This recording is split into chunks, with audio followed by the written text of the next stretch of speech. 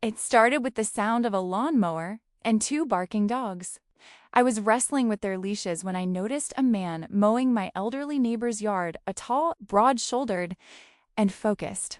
Finally, I thought, she hired someone who knows what they're doing.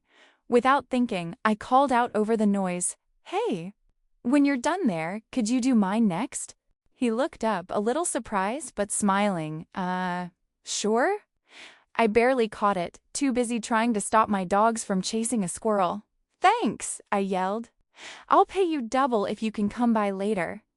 He just nodded, looking more amused than anything.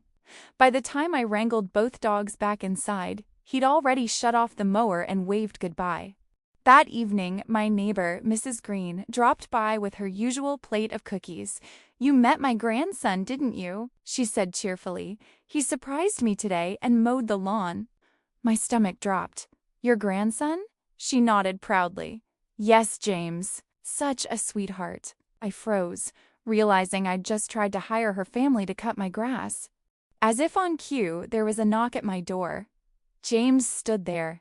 "Hey, I think there's been a misunderstanding," he said with a grin. My face went red. "You think?" He laughed. "I'm not a gardener, but I am pretty good with plants. And dogs, too," I groaned. "I'm mortified. Can I at least make it up to you with dinner?" He hesitated for a second, still smiling. "Only if you promise not to make me mow your yard first." "Deal," I said quickly. We ended up eating on the porch that night, a simple pasta, laughter, and two sleepy dogs at our feet. Somewhere between awkward apologies and easy conversation, I started to realize that maybe my mistake wasn't such a bad one. By the time he said goodnight, Mrs. Green was waving from her window like she'd planned it all along. The next morning, James showed up again, this time with coffee and a small potted plant. "For your garden," he said. I figured we could work on it together. And just like that, what started as an embarrassing mix-up grew into something I never expected, something real. We did, and as weeks turned into months, that garden grew along with something even stronger.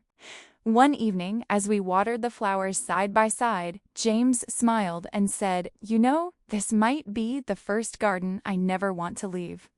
And I knew then, neither did I. The end.